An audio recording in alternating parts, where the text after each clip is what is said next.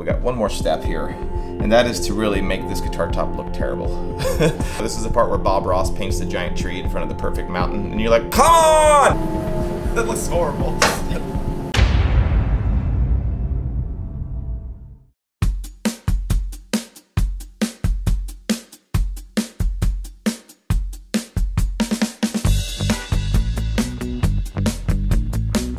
Alright folks, welcome back to Driftwood Guitars. My name is Chris. Behind the camera is Matt. As always. I almost messed up. Yeah. As you remember in the last episode, what we did was we radiused the top and the back, and we got the sides completely prepped and ready to go. And today is a very exciting day because what we get to do is finally get to glue the top down, which is very, very exciting. And once it's glued down, we'll actually do the final voicing. But so today's going to be a little bit of an explainer into how to make this work with the arm bevel as well. So for those of you that are following this just for the arm bevel information, welcome. And for everybody else, welcome as well. If you're here for anything else, you're not welcome. Exactly, exactly.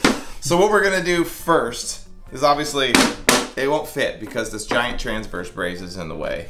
So the very first thing that we need to do is trim this to get the transverse brace to fit. But this is where those alignment pins that I have, the indexing pins that I have set up, are really gonna start coming into play. And you'll see at home why those really are a big advantage for me, and if you don't have them, I'll explain to you how you can kind of work around not having them. So I'm gonna go get some alignment pins, and we will get started on getting this top to at least fit inside the rim. All right, so what I use for this first step is my longer alignment dowels. If you're doing this at home, you can use wooden 1/4" dowels to do your alignment. And the reason I use them is because right now we're gonna be needing all that extra clearance. So we're gonna slide this thing right over my dowels. So let's think about what my dowels are doing and what you can do at home if you do not have them. The point of these are to place this top correctly from the up and down position, from the left to right, as well as into the right angle. So what you would need to do, if you're not using alignment dowels, I would assume most of you are not, is to carefully get this top in the right position before you do this next step. Because if you don't, what'll end up happening is your all-important bridge plate will not be in the right spot, and that's obviously going to be very, very important for the scale length of your guitar. So I don't have to do that. It becomes, I don't have to think about it at all. I just slap on the alignment pins and I'm good to go. That's where the super big advantage of those is. But if you're not, once again, they'll measure twice, cut once mantra is out the window here. You're gonna do measure 15 times and cut once. Measure twick, cut-unk. Exactly. If you know, you know. Yeah, the OGs will know what we mean there. What I'll do with mine is just make sure that we're getting getting it lined up. So I'm gonna check the center seam. Yep, and it's dead A perfect, and it's perfect there. So what I'm gonna do is this. Then I see the other nice thing is everything stays in place. So it's just super nice. So I'm gonna grab a pencil. I think that people at home understand what I mean, right, Matt? Yeah. Like as far as, yeah. By alignment dowels, yeah. Yeah. Well, or what you would do if you don't have the alignment dowel. So what's nice for me is I can come in here and you can see right here where my transverse brace is wanting to hit the kerfing. Mm-hmm. So what I'm gonna do is I'm gonna take a pencil and I'm gonna mark where it is. And I'm gonna do the same thing to the other side.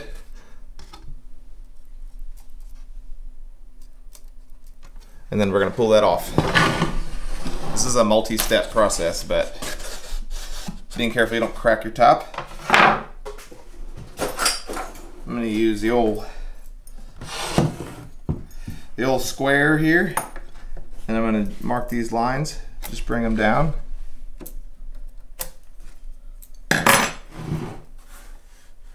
Same thing there.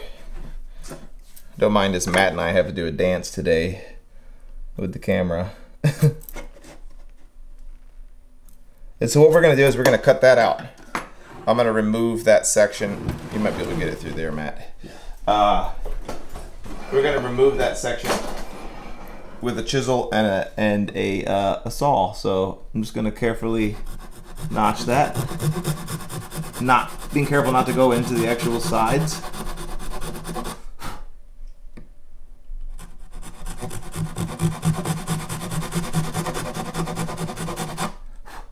I'm excited for everybody to see how this is all going to start coming together here. Because now that transverse brace that we talked about a few episodes ago, you'll start to see how everything up to this point is all going to start locking in and start working in concert with each other. So using a chisel, we're going to come in here and remove that little section of your lining. And we'll do the same thing on the other side. But while we do that, I hear you, Internet.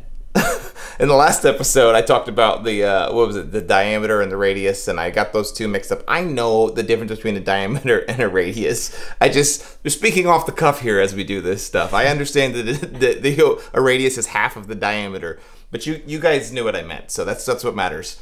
And then somebody else pointed out that I talked about a 30-foot radius for my top versus, and I said a 35. I use a 30-foot radius on my tops, just to make sure that that's clear too. It is a 30-foot radius. A chance to cover our bases from the last episode. Right. You guys keep me honest though. You guys are keeping me honest. We're gonna do the same thing to this side. Matt and I are constantly like screenshotting the comment section and sending them to each other. Like, look at this guy. Yeah. I'm gonna flip it, just get it nice and cleaned out from the other side. I can do this without it falling. Perfect.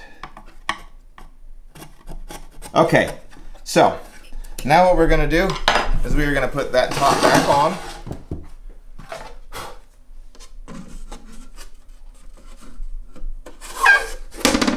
Everything's lined up again, and we're gonna flip it one more time.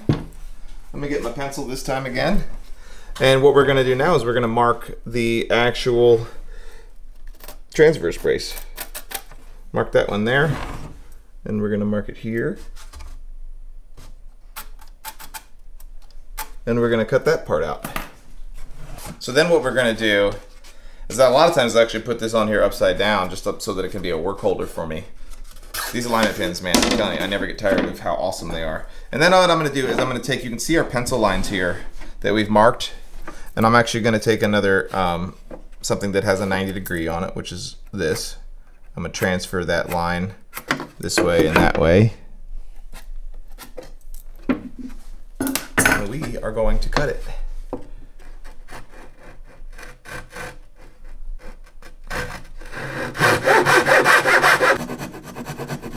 And then you go, oh, this is a...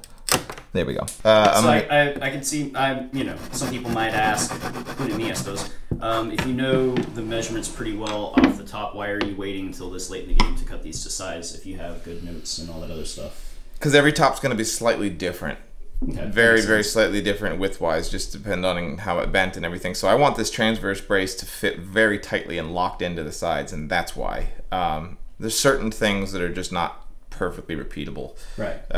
So that's, once again, that's kind of the beauty of a handmade guitar versus a factory-made guitar, and I think that's part of the reason why there's so many inconsistencies in factory-made guitars, because they're just very generalizations, whereas this is specific to this guitar. Good question, Matt Miller. Even a blind squirrel finds another now and then. Knock off the little bit of wood that's left, and do the same to the other side.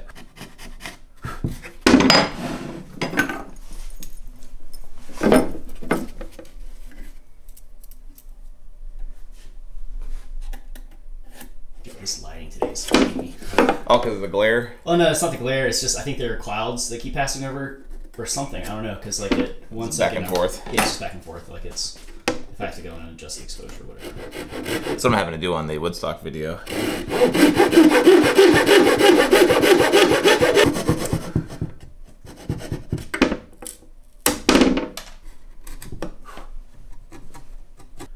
Okay. So what I'm going to do now is use something. Where's my sanding stick? All right, so what I'm going to do with my little sanding stick that I always have handy, these are always laying around the house if you or the shop. If you don't have them, make them. Just use adhesive back sandpaper and glue sandpaper to it. It's like super easy. So because the upper bow of the guitar has a slight radius to it, I'm going to sand just a very slight radius. I'm remembering that we want this to be a very tight fit, so I'm going to err on the side of caution and try not to remove too much material here. Just adding the slightest little radius.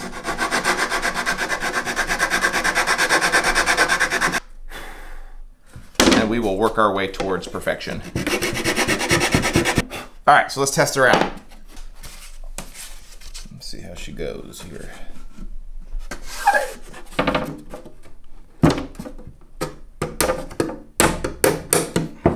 Ooh. Did you get it right the first try? Boom. Dude. So that's what we want. You should do this for a living. So let's look at this fit now. See in here especially, see how good the transverse brace is now fully locked into the sides. Oh. And that's gonna all be glued on. Same thing here, right? Yeah. Nice and locked in. Tiniest little gap right here where I have my fingerboard extension. And we're gonna actually run the truss rod inside that fingerboard extension. But everything's super locked in now. I feel really good about that. So what we have left to do, because obviously we are unable to get this to sit completely flush still because we have the X brace that is sticking out, which we want to tie those into the sides. So what we're gonna do is we're actually gonna mark where that X brace goes into the sides, and we are going to notch it out as well. So, cool. Dude, I'm excited that worked well. That's the trick apparently. If we record it, it comes out right the first try. But oh, if you are doing my style of transverse brace now, when you go to remove this top, do not just grab it and try to pull it here, because you're gonna break your top. It's just absolutely gonna break. So you wanna be very careful and push it from the inside via the transverse brace to remove it. How many tops have you broken, Chris? I have not broken one, but I can see it coming. So what we're gonna do now is I'm gonna grab my pencil and we are going to mark my X brace exit locations. Same thing here.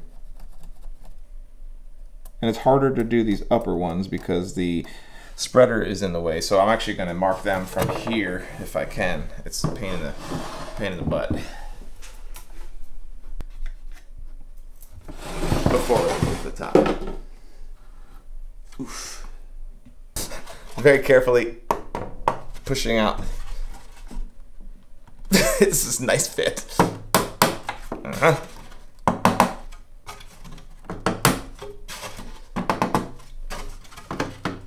There we go. Now you can see how good of a fit it is. Like, we have no glue on here yet. That top was not going anywhere. I mean, I think that those things make a difference sonically in how this guitar sounds. Having everything really fitting very nice and tightly. So, now we've got to find our locations for our X brace. I'll show you another cool trick. I always forget about this. 1 second. Here's the other really cool thing about my template system. If you want to know where the X brace exit locations are, you can just go like that.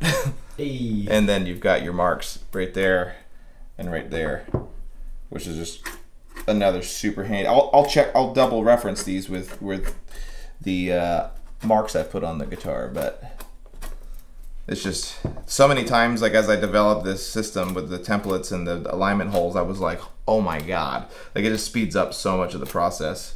It's just really nice. So if I pull that off now, we will check. Yeah, they're like perfect. Cool, so now what we're gonna do is mark or notch these in very lightly. I do this by hand. I just kind of, it's a feel thing. You can take the calipers and measure how tall your braces are to make sure that you notch these at the exact height, but I got a general good feel for it. So I tend to err on the side of caution and go a little shallower than I think I might need to be. Nice sharp chisel. Going through all 3 plies here.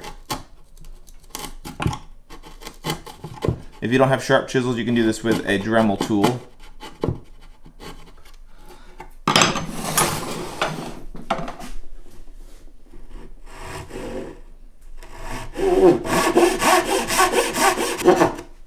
So the reason you're going through all 3 of those plies is because you have binding that will... Binding's gonna cover all this up. I'm glad you said that though. That is a very, Matt made a point there, didn't realize it, but if you go too deep on these spots, on your pockets where your X brace is gonna go, if you go too far down, your binding's not gonna cover it up. So you gotta make sure that you don't go too far down. That's the big reason there. You want a tight fit as well, because it's just gonna be a transfer of energy. But yes, your binding's gonna cover all this up, and I I only do this with the X braces. I don't do this with the transverse brace. I don't go through it with the tone bars or the fan braces. It's just the X brace. You'll see how we get all that fitted here in a second. Why do you only go through with the X brace? Because it's the load carrying brace. Okay. And we want it to all be tied and locked in really good. Matt with the big questions today. I'm 1,000. Yes. I don't know of any other way to do it other than notching this part. I've never seen somebody not notch them. You don't notch them if you're doing like a fan brace and stuff like that. And then we're gonna do these ones down here. Let's punch through. And then the same thing here. And if you're doing the bevel like me, let me just transfer this so that I get the angle right. Then you're gonna just cut all the way through here. I used to pocket it out, but it's really not a big deal to cut all the way through.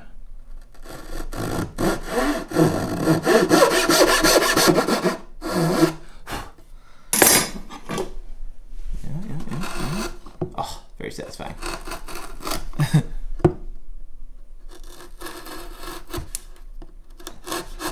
That's ASMR right there.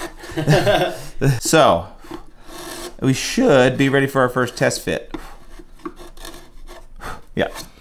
So what we're gonna do now is grab it and drop it down and see how good of a fit we have, not just with the transverse brace, but now how good does all of these things line up, and can we get it completely flush on the rim? So I always push right here at the transverse brace. Sounds scary, doesn't it? That one needs a little adjustment, and that one's perfect. So, make some adjustments. My slots were a little narrow on two of them, so we're just gonna adjust those real quick. Being mindful always that you don't break your top. You can start to hear it. This last time I pushed it in, it started to sound like a nice drum. Yeah. So what I don't know how well we can see this, Matt, but see it's kind of crushed right there? Yeah. So what that's gonna tell me is on this particular one over here that I need to widen it, and on this one up here I need to widen it as well. Remember, when you flip it, it's the opposite. Yeah. So on this one we need to knock off some on here, and then on this one we need to knock off some on here.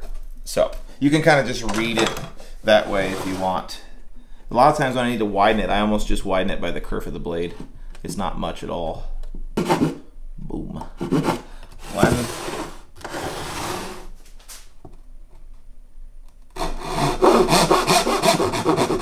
Two. It's better to just don't go too far, man. Just keep chipping away at this. Take your time until you get it to seat correctly. You want those braces to just sit down inside of here, touching on all surfaces. So it's touching here, touches there, and touches here. The problem that a lot of people have is either this is too shallow, and then you end up with the wood not touching here on the rim, or they'll go too deep and it's touching here and then not touching at the bottom of that X-brace channel. So it's going to take off just a hair here. Same thing here. And then we'll test fit. I think we should be good this time.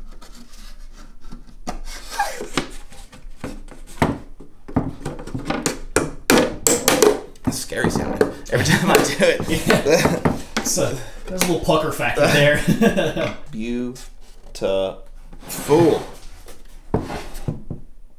Super good. Super good. That's super good. Cool. Yeah, and you can see as we notch into here how good everything fits nice. This way? Yeah, there we go. Oh, yeah. Yeah, so you can see how good everything's kind of fitting inside here. That's what we want. Mm-hmm.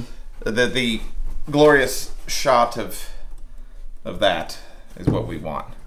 Okay, so now if you are not doing an arm bevel, you're pretty much ready to go at this point.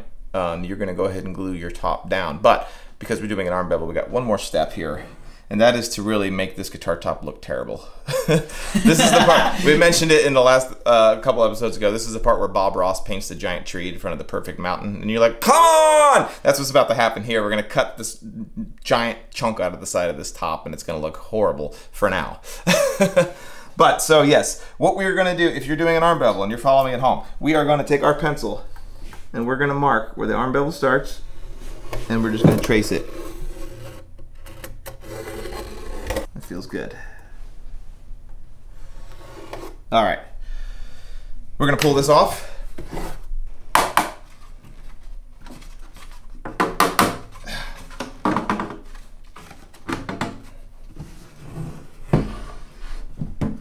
Yeah, I think you can tell just from the video how tightly, now that everything's notched in, that top like is locked in. I can almost hear it sealing without any glue on it. So now, I don't know how well you can see that on camera, where my pencil line is on here, right? That's where the arm bevel is. Okay. So what we need to do is this. We basically have to now treat this arm bevel brace piece that we put in as our curving. So what I tend to do here is use just the fat of my finger as a way to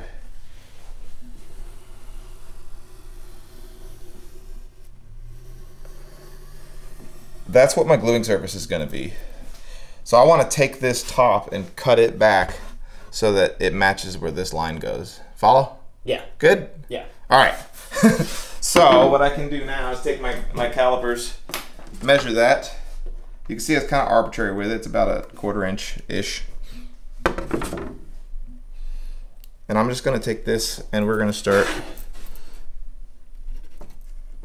It's going to be very kind of just some dots right now, and then we're going to connect them. Hey, this is a philosophical question, but I feel like someone on YouTube is going to ask it, so we can head it off with the pass. You keep talking about how you want your top to be tight, but you don't. It's not. You want the fitment around the edges to be tight, right? Yeah, not sonically tight. Yeah. That's part of the voicing. Yeah, you want it to fit the rim tightly, but not be like pitched tight. Right. Like a drum head. You want it to be like a drum head, but there's a looseness to it. Yeah. Yeah. And that's exactly it. Like, it's basically so there's not dampening the top at all, so that the top is free to do its thing. I guess that's kind of the point there. Yeah. All right, so that was a horrible way of answering your question. I've seen some armchair luthiers though, like, my tops are never tight. Yeah, exactly. All right, I'm just kind of being a little rough around the edges here. I'm just connecting those dots. Nothing crazy, because we're gonna get on there and start sanding this bad boy. And you'll see, like, obviously right now, like some of my braces go a little too far in. We're gonna finesse those once we've got this cut. So the other thing that's gonna happen now too is we're gonna actually remove, this alignment hole, because it's gonna be cut off. So we're gonna lose that, but no, now it doesn't matter because we have all the top notched out. We're not having those alignment pins aren't nearly as important because so your notches are now your alignment. The notches are now my alignment pins. Oh, but cool. Just like you can see, this was like almost kind of an accident for me how I started doing the alignment pins, and now that I've done it, it's like it's a total game changer. Everything's just so much more repeatable. Which allows me to, as a little bit of an aside, allows all my tops to be exactly in the same spot on all of my guitars. So that's one variable that I can maintain. And I know that if one guitar sounds slightly different than the other, I know that that's one thing that's not affecting it.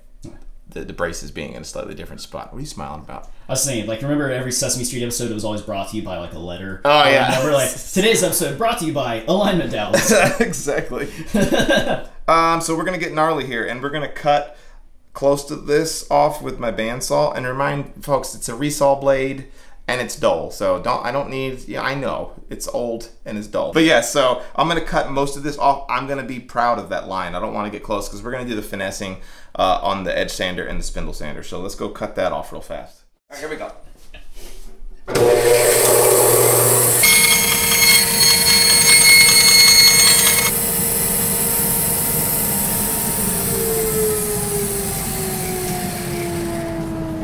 That looks horrible. The reason why I was really proud of it too, especially on a bandsaw, is that it can chew this all up. So we've got plenty of room on there to not worry about that now. So what we're gonna do is go to the edge sander and start getting this thing cleaned up and looking good. Yeah, it always freaks me out. Look at that. Look how lopsided it is. No matter what I do, how many times I do this, it's like, oof. All right, so we're only going to be able to get from like here all the way around, but we're going to go ahead and do that now. Just like everything we've done so far, is we're not going to go all the way to where we think we need to at first. We want to ease up to the line.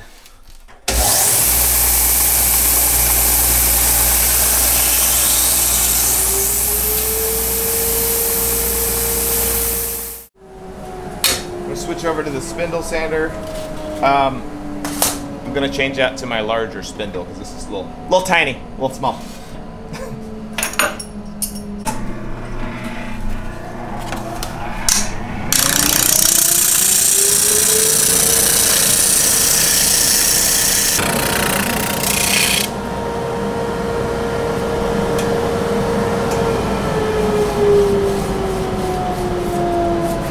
All right, let's go over to the workbench. Okay, so as you saw on my spindle sander, there's a little bit like bucking it around. I need to dial that in a little bit more. So what happens is we got this part pretty smooth because the edge sanders are flat servers, but this section over here is a little bit kind of wavy and rough. So what I'm gonna do is do that part by hand using that spring steel and sandpaper technique. So I'm gonna put it on my vacuum clamp real quick and we will kind of finesse it there before we test it. Once again, you can see how very odd it looks now. So let's get that sander going. All right, using my spring steel just makes this very nice. I'm gonna move this just a little bit real quick. Vacuum clamp's nice because it holds it really good. So the spring steel makes it nice because I can wrap around the curve with it. It follows the contour really nicely.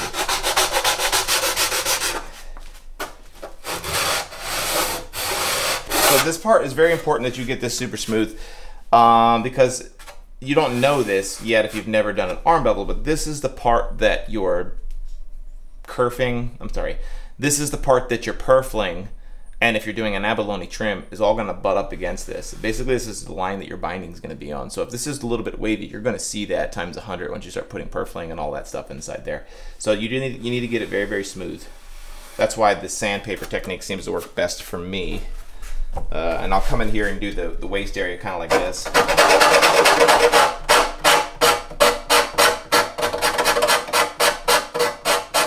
What's cool about the spring steel is you can adjust the radius of your of the curve, which is just really cool.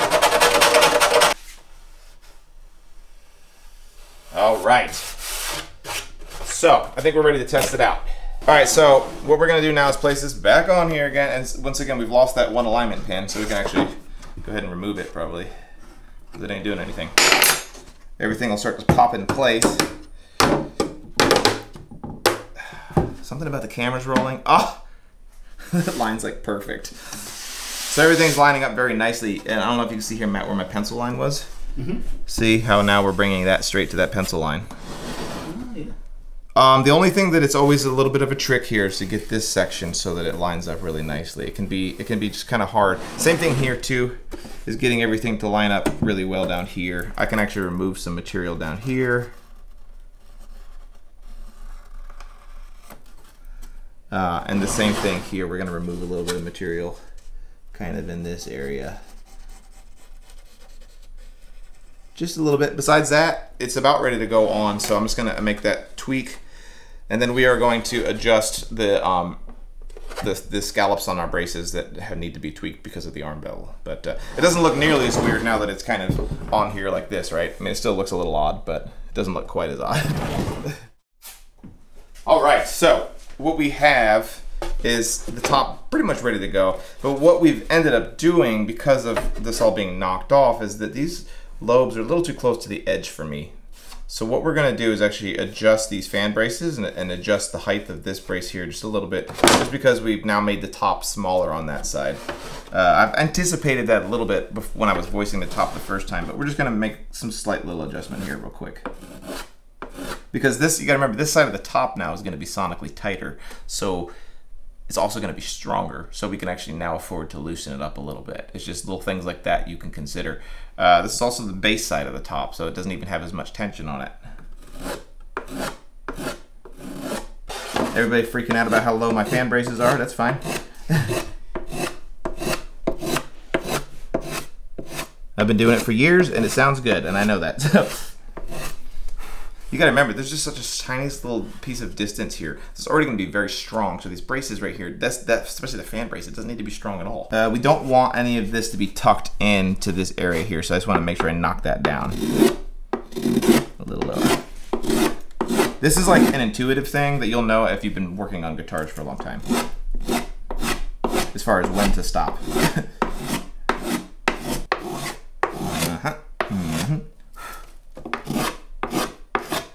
good, looks good. I'm gonna get a little sandpaper on there. Smooth it out. Take this guy down a little bit. I like for my my X braces to be about 2 millimeters tall at the seam, at the joint where it meets the body, so I can bring that down just a kiss. It's gonna loosen it up and give me a little bit more bottom end. I hate that I can't give more specific instructions on this part, but like I'm being completely honest when I say that it really is like an intuitive thing that you just get an instinct for when you build guitars a lot. So let me just get some sandpaper and smooth that out real fast.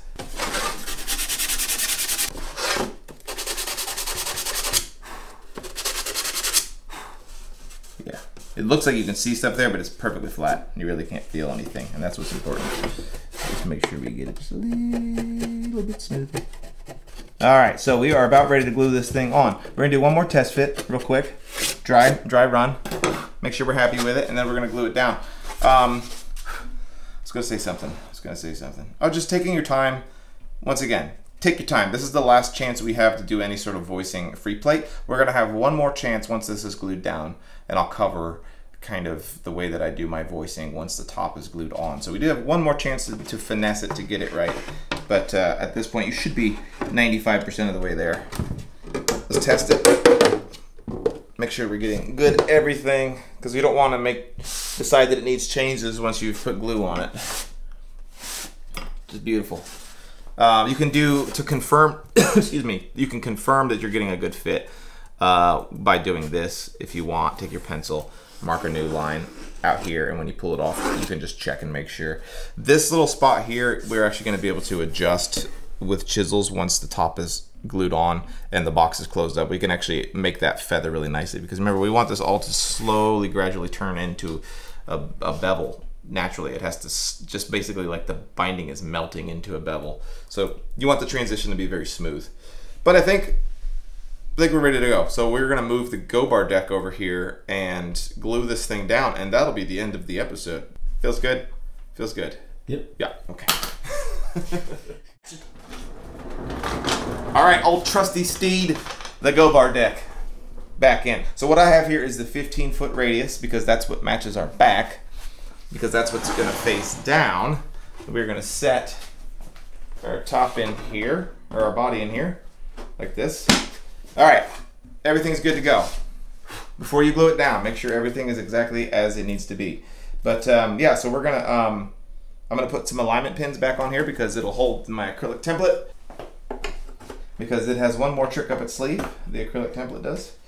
And I'm gonna get some glue. All right, so LMI instrument glue works really good. You can use Type Bond if you'd like, or hide glue if you're an animal. If you're and all the Martin builders. If you want to pretend that you're high glue makes your instrument sound better, then so be it. Ooh, shots fired. I said it. There's a million other ways you can make your guitar sound better other than glue. Nothing crazy here. We don't want to get too much squeeze out. Reminding you that there is going to be binding and everything else as well to really lock this in place if you're worried about not having enough glue here. I mean, you obviously want to have enough, but I'd rather not have a crap ton of squeeze out to find that balance. Getting it down inside the X-brace pockets. We are going to now do the fingerboard extension.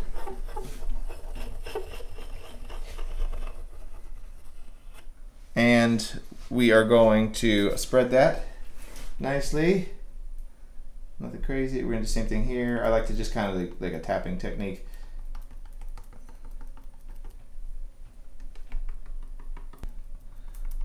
Okay, so and then what we're gonna do, the very last thing that I like to do is make sure that we get glue on our transverse brace here, so that it'll actually, man, see, it's really gummy glue. So it'll have those contact points glued in as well. Nothing crazy. We don't want a bunch of squeeze out again, but glue nonetheless. We're gonna press it down.